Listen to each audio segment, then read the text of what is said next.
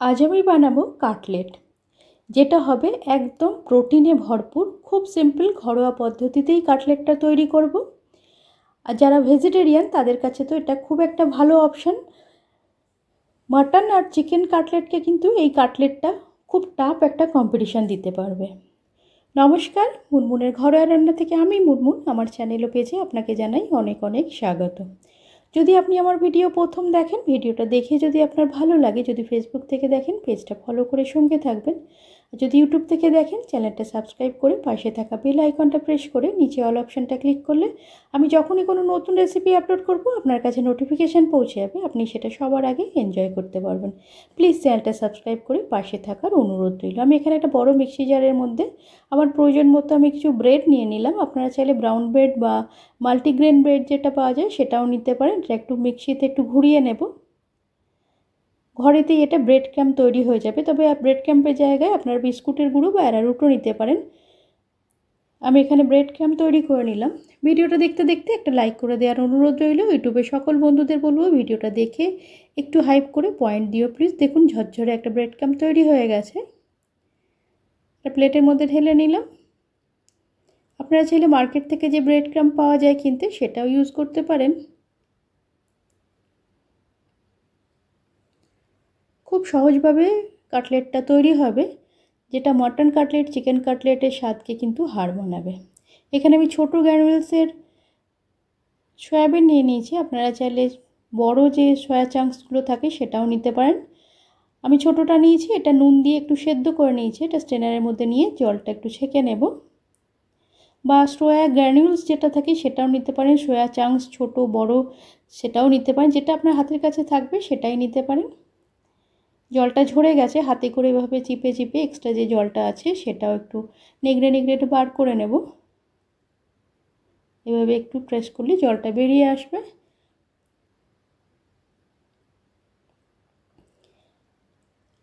একটা বড় মিক্সি জারের মধ্যে এভাবে জলটা বার করে নিয়ে নেব।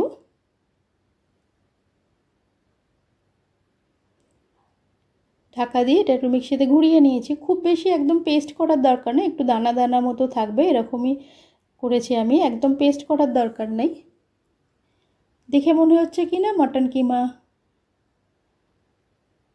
একটা কড়াই নিয়েছি, কড়াইয়ের মধ্যে আমি এখানে সর্ষের তেল দিয়েছি। কড়াইটা গরম হওয়ার পর সর্ষের তেল দিয়েছি।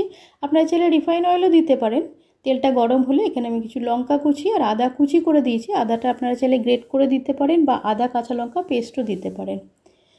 তেলের মধ্যে সর্ষের তেলের মধ্যে আদা কাঁচা লঙ্কা ভাজলে খুব সুন্দর একটা গন্ধ আসে। সেই গন্ধ আসা পর্যন্ত অপেক্ষা করব। গ্যাসের ফ্লেমটা কিন্তু লোতেই আছে। গন্ধ বের হলে আমি এখানে পেঁয়াজ কুচি দিয়ে দিয়েছি। পেঁয়াজ কুচিটা দিয়ে লো ফ্লেমে একটু ভেজে ভেজে নেব। পেঁয়াজটা একটু লাল লাল হয়ে যাবে, সুন্দর গন্ধ বেরোচ্ছে। এবার সয়াবিন যেটা মিক্সিতে ঘুরিয়ে রেখেছিলাম ওটা এর মধ্যে দিয়ে দেবো। লো ফ্লেমে এটা একটু ভালো করে মিশিয়ে নেব। পুরো ভাজাটা কিন্তু লো ফ্লেমে একটু সময় নিয়ে করতে হবে, তাহলে সুন্দর একটা ফ্লেভার আসবে। খেতে কিন্তু পুরটা খুব সুন্দর হবে। আদা কাঁচা লঙ্কা পেঁয়াজের সঙ্গে ভালো করে সয়াবিনটা মিশিয়ে নিলাম। স্বাদ মতো নুন দিলাম, লঙ্কা গুঁড়ো আর একটু হলুদ দেবো, দিয়ে আরও ভালো করে একটু মিশিয়ে নেব। নেড়ে নেড়ে ভাজা ভাজা মতো করলে না পুরটা খেতে খুব ভালো লাগবে। কাটলেটের ভেতরে যে স্টাফিংটা থাকবে সেটা খেতে খুবই ভালো লাগবে। এভাবে নেড়ে নেড়ে নিলাম। সুন্দর ভাজা ভাজা হয়ে যাচ্ছে। এখানে আমি একটা বড় সাইজের আলু নিয়েছি। আলুটা নুন দিয়ে একটু সেদ্ধ করে রেখেছিলাম, ওটা দিয়ে দিলাম। ভালো করে মিশিয়ে নেব। চিনে বাদাম আমি একটু শুকনো কড়াইয়ের মধ্যে নেড়ে খোলাটা ছাড়িয়ে একটু ভেঙে ভেঙে মতো রেখেছিলাম, ওটা দিয়ে দিলাম। আর একটু নারকেল কুচিয়ে দিলাম। এগুলো সব অপশনাল, তবে দিলে খেতে ভালো লাগবে। একটু চাট মশলা দিলাম, দিয়ে ভালো করে মিশিয়ে নেব। আমি এখানে কিছু ফ্রোজেন মটরশুঁটি দিয়েছি, গরম জলে একটু ভাপিয়ে রেখেছি। আপনারা চাইলে ফ্রেশ মটরশুঁটিও গরম জলে ভাপিয়ে দিতে পারেন। ভালো করে এটা মিশিয়ে দেবো। তার আগে আমি একটু ফ্রেশ কিছু ধনেপাতা নিয়েছি, ধনেপাতার টুকরো করে নিয়েছি, কুচি করে নিয়েছি, এর মধ্যে দিয়ে দিলাম।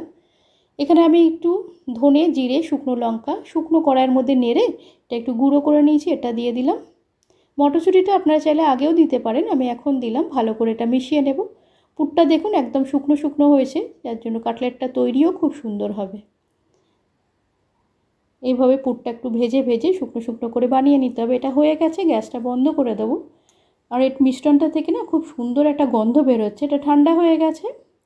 ধরার মতো হয়ে গেছে। এখানে আমি একটা ব্যাটার বানাবো, মানে ঘোল টাইপের বানাবো। কর্নফ্লাওয়ার নিয়েছি, 2 চামচ কর্নফ্লাওয়ার নিলাম, তার সঙ্গে 1 চামচ ময়দা নিয়েছি, আর অল্প একটু নুন দিয়েছি, দিয়ে জল দিয়ে একটা ঘোল মতো বানাবো। এই ঘোলটা কিন্তু খুব মোটা হলে হবে না, আবার একদম পাতলা হলেও হবে না, তবে একটু একদম রানিং কনসিস্টেন্সির হতে হবে।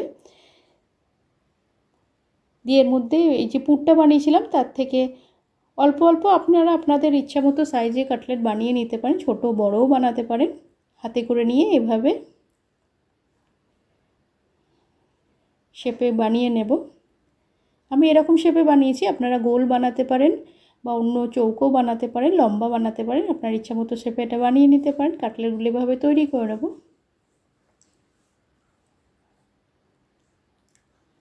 সমস্ত কাটলেটগুলো এভাবে তৈরি করে নিলাম।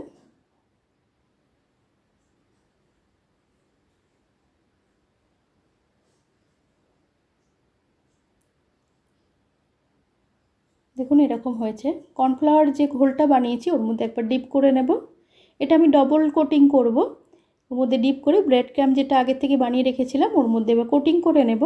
আপনারা চাইলে সিঙ্গেল কোটিংও করতে পারেন, আমি এটা ডবল কোটিং করেছি। ডবল কোটিং করলে বেশি খেতে ভালো হয়, উপরের টেক্সচারটাও ভালো হয়, বেশ মুচমুচে হয়। ব্রেড ক্রাম্বগুলো এভাবে প্রেস করে করে লাগিয়ে দিলাম। এক্সট্রা যেগুলো হবে এগুলো একটু এভাবে ছাড়িয়ে ঝরিয়ে নেব।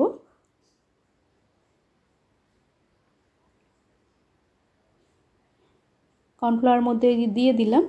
কর্নফ্লাওয়ার কনসিস্টেন্সিটা দেখুন একদম পাতলা মতো হবে। আবার এর মধ্যে দিয়ে ব্রেড ক্রাম্বটা লাগিয়ে দিলাম ভালো করে।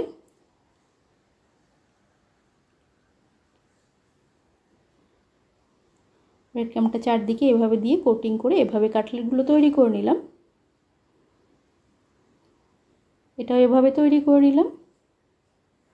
ঘরে যদি কখনো চিকেন মাটন না থাকে তাহলে সয়াবিন দিয়ে এভাবে কাটলেট কিন্তু তৈরি করে নিতে পারেন, খুব সুন্দর লাগে স্বাদে। যারা ভেজিটেরিয়ান তাদের কাছে তো সয়াবিন কাটলেট একটা খুব ভালো অপশান। আপনারা চাইলে এটা সম্পূর্ণ নিরামিষভাবেও তৈরি করতে পারেন, আপনারা পেঁয়াজটা স্কিপ করে সম্পূর্ণ নিরামিষও তৈরি করতে পারেন।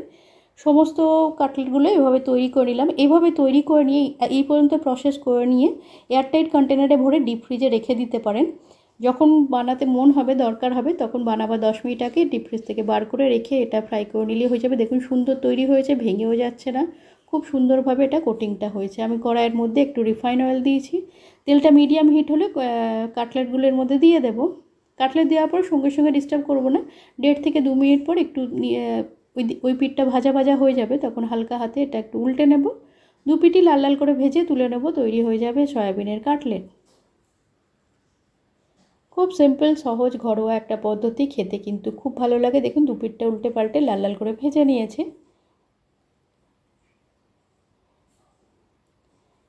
ওপরের টেক্সচারটা দেখিয়ে বুঝতে পারছেন এটা খেতে কতটা মুচমুচে হবে।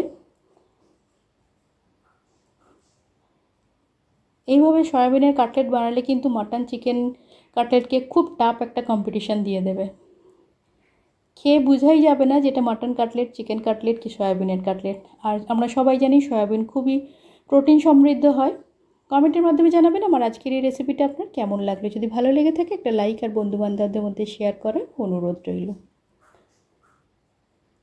এখন বর্ষা বাদলের দিন এমনি কাটলেট খেতে এটা ওটা ভাজা ভুজি খেতে মনই যায়। এইভাবে সয়াবিনের কাটলেট ঘরে বানিয়ে নিতে পারেন। চিকেন মাটন না থাকলে খুব সহজে সয়াবিনের এইভাবে কাটলেট বানিয়ে নিতে পারেন, বা বাইরের বাড়িতে যদি কোনো অতিথি আসে চিকেন মাটন না থাকলে তখন এইভাবে সয়াবিন দিয়ে কাটলেট বানিয়ে নিতে পারেন। পুরো প্রসেসটা কোটিং পর্যন্ত করে ফ্রিজে রেখেও দিতে পারেন আগের থেকে। খুব সুন্দর হয় স্বাদে। ভেতরের এটা ভেজে ভেজে করলে ভেতরে যে পুরটা স্টাফিংটা আছে সেটাও খেতে খুব ভালো লাগে। আজ এ পর্যন্ত, এতক্ষণ ধৈর্য ধরে শেষ পর্যন্ত আমার ভিডিওটা দেখার জন্য আপনাকে অসংখ্য ধন্যবাদ ও ভালোবাসা। আগামী দিনে পাশে পাবো এই আশা নিয়ে আবার একটা নতুন ভিডিওর সঙ্গে হাজির হয়ে যাব। সকলে সুস্থ থাকবেন, ভালো থাকবেন। নমস্কার।